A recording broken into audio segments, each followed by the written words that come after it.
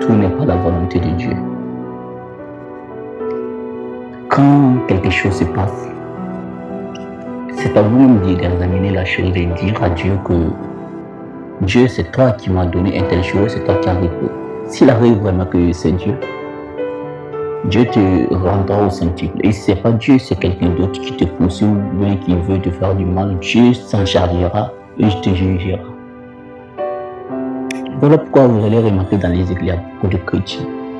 Quand ils attendent que non, quand une personne est sorcière et qu'ils se retrouvent à l'église, même pour saluer la personne est devenu un problème. Parce que les temps et tout se fuient la personne, tellement qu'ils ont peur des sorciers. Alors qu'en réalité, quand on parle du nom de Jésus-Christ, on ne devait pas avoir peur d'un sorcier. Parce que le nom de Jésus-Christ, c'est un nom très puissant dans le monde des esprits. Au contraire, c'était eux, les chrétiens, qui devaient plutôt montrer aux occultistes, aux francs-maçons et aux bouddhistes les vraies choses. Mais au contraire, c'est les francs-maçons et les ésotériques, les bouddhistes, les occultistes, plutôt qui font des choses vraiment miraculeuses que les gens ignorent. Les gens veulent savoir que non, quand à l'église, qu'il n'y a pas des choses très miraculeuses, qu'il n'y a pas des choses vraiment surnaturelles. Alors qu'en Dieu, le plus grand surnaturel se trouve en Dieu. Sinon Moïse n'allait pas séparer l'eau. Sinon Josué n'allait pas arrêter le soleil. Sinon Élie n'allait pas dire au feu de descendre et le feu allait descendre. Sinon Jésus n'allait pas marcher sur l'eau. Soyons clairs. Dire que l'argent n'est pas bon. Mais pourquoi Salomon s'est enrichi? Soyons clairs. Salomon était le plus grand riche. Il avait 1000 femmes. Toutes ces 1000 femmes sont venues à cause de quoi? C'est à cause de l'argent qu'il avait. Mais comment il a fait pour obtenir l'argent? Il passera le temps à vous dire travaillez dur, travaillez dur, travaillez dur.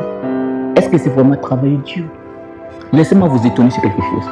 Quand on a dit que non, que la terre a été maudite, que voilà pourquoi nous devons souffrir avant d'avoir notre pain. Laissez-moi vous étonner. Quand Dieu a détruit la terre,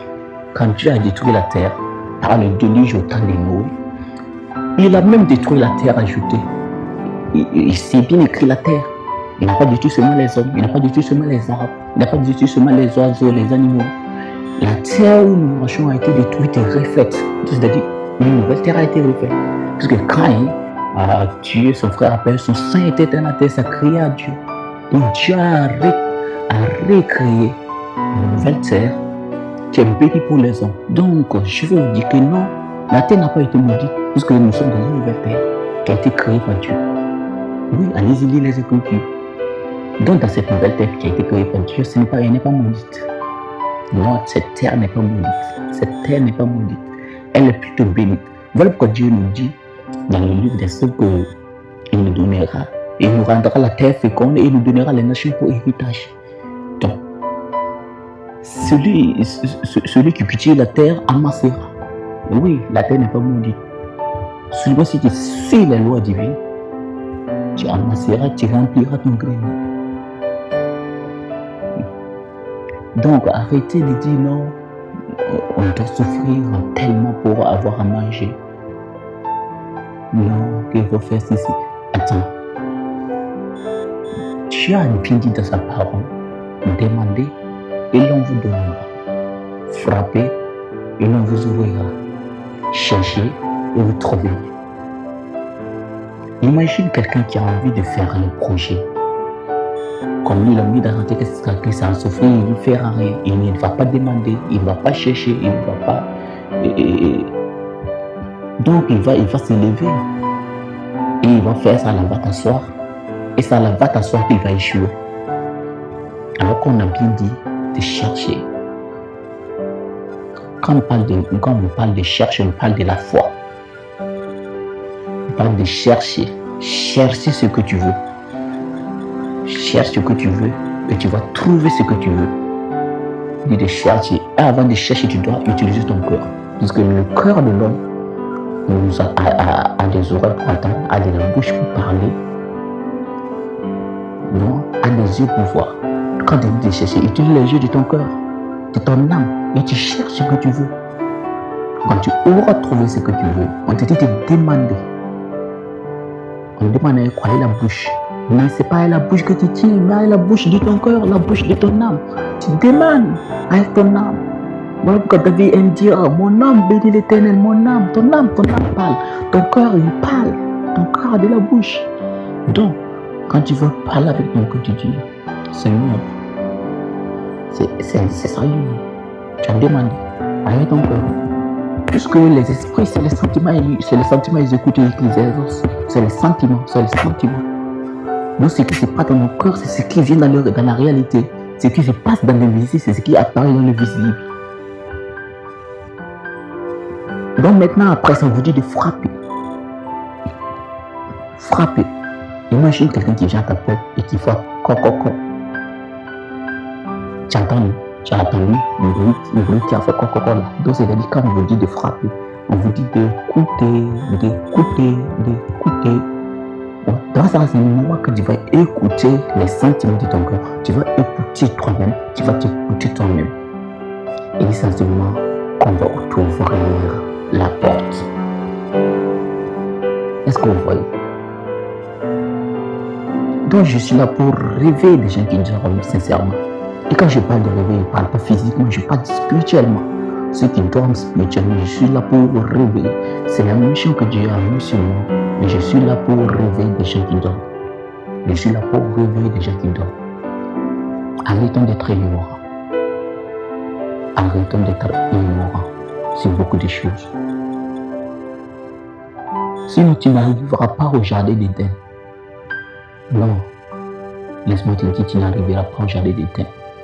Quand on vous dit non, couchez-vous sur une pierre, et Dieu viendra parler. Les anges sont dans le 3e ciel. Le monde, il descend. Jacob a couché, il s'est couché sur une pierre. Il a vu les anges qui montent et qui descendent, qui montent et qui descendent. Mais toi, tu te couches sur des films pornographiques. Mais toi, tu te couches sur des appels téléphoniques avec ta copine.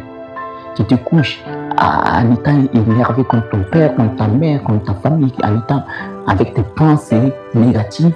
Pourquoi ne pas te coucher avec tes pensées positives? Je vais être riche, je vais faire un tel projet, je vais réaliser un tel projet. Pourquoi ne pas te coucher avec un verset biblique qui dit l'Éternel est mon berger, je ne manquerai de rien, il me conduit dans les verts pâturages, et reste mon âme évangile ma tête et ma coupe de porte. Pourquoi ne pas te coucher avec ces genre de choses? Tu te lèves yada, parce que je suis protestant, je dors, je ferme. Il y a d'autres même qui partent, il a dit, je suis devenu un enfant de Dieu, je me suis converti, je n'ai pas peur de sorcier. Mais ça, c'est moi que ta tante. Elle va te manger. Tu vas savoir que tu n'es pas plus beau que lui. Oui, dans le monde des esprits, il y a des lois qu'il faut respecter. Si ta tante est plus beau que toi, il va te bouffer.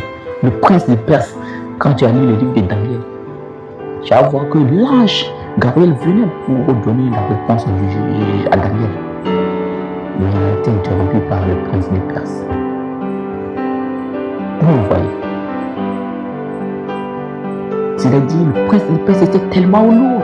Il fallait que l'ange Michael vienne au secours de Daniel. Donc, dans le monde des esprits, c'est de la lourdeur qu'on parle. On parle d'être lourd. Toi, il ne faut pas te faire le gros dos. À t'asseoir sur le mur. Mais il y a des gens qui vont te piétiner. Tu vas être commandé par le plus grand sorcier de ta famille. Moi qui vous parle. Attends, même le plus grand sorcier de ma famille me contrôlait. Oui. Malgré que j'avais fait beaucoup d'études, j'avais fait beaucoup de recherches, ma connaissance sur Dieu. Il y avait le maître de la famille, le grand sorcier de la famille, et celui qui me dirigeait. Voilà, après tout ce que j'ai fait, celui qui décide de faire ce qu'il veut avec moi. Voilà, s'il veut que je progresse, c'est lui qui décide.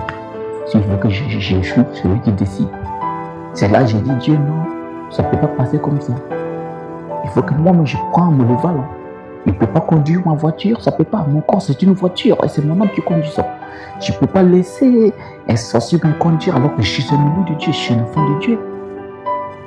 Non, ça ne peut pas se passer comme ça. J'ai demandé à Dieu, je dis non. Je dis, je veux que ça s'arrête. Je veux qu'il enlève ses pieds, sa main sur moi. On n'a qu'à me laisser, je vais contrôler ma vie moi-même. Car l'entreprise que Dieu m'a donnée, je dois la gérer.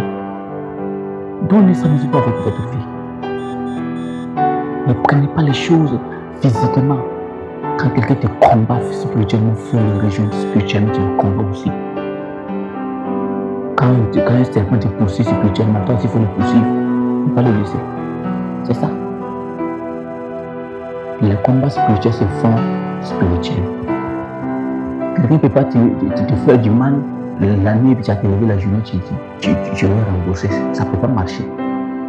Si la nuit on t'a poursuivi, il faut poursuivre aussi la nuit. Ouais, c'est un sorcier qui t'a maudit la nuit, toi aussi il faut lui faire un retour à l'envoyer la nuit. Donc, arrêtons. Il faut que les églises de nos jours se réveillent. Il ne faut pas que les chrétiens vont avoir peur des sorciers encore. Il faut que les chrétiens puissent savoir la puissance du nom de Jésus. Il faut que les chrétiens puissent savoir. C'est vrai, Jésus-Christ n'est pas un protestant, Jésus-Christ n'est pas un catholique. Jésus-Christ n'a pas eu de religion, Jésus-Christ est venu pour nous tous. Et je suis là pour vous dire même que Jésus-Christ, c'est un Dieu, c'est Dieu fait chair qui est Jésus-Christ. Parce que Dieu, c'est une trinité comme nous, les êtres humains, qui sommes chair, esprit et âme. Dieu est Fils et Esprit et Père. Et quand Jésus-Christ est venu, il a laissé l'Esprit et le Père. Et quand Jésus-Christ est reparti, il a envoyé l'Esprit. Et actuellement, nous travaillons avec l'Esprit. Et une fois quand l'Esprit de Dieu descend sur toi, tu vas voir des miracles, des choses surnaturelles qui ont commencé à se produire dans ta vie. Voilà pourquoi nous disons toujours aux chrétiens, cherchez l'Esprit de Dieu, cherchez l'Esprit de Dieu, cherchez l'Esprit de Dieu. Mais les chrétiens ne comprennent pas. Car l'Esprit de Dieu, c'est un guide. Jésus-Christ est mort pour tes péchés. Mais l'Esprit de Dieu vient pour te guider, pour te renforcer, pour te donner de la force contre les sorciers de ta famille, pour te donner du pouvoir contre les sorciers de ta famille.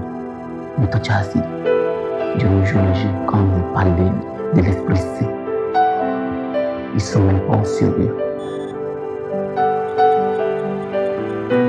Bon, bref, je vais m'arrêter là. Et un jour, on va en parler.